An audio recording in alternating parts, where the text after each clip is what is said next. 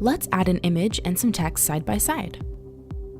First, we'll add your title, then your paragraph. You can customize your paragraph text using the toolbar. You can also turn paragraph text into headers if needed. After your text is added, you'll need to add your image. You can upload, utilize the clipboard, or our stock image library.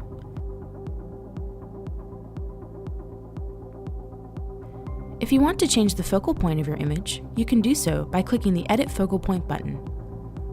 You can also add in alt text for your image as well. Be sure to save your changes. Maybe you want to add a button.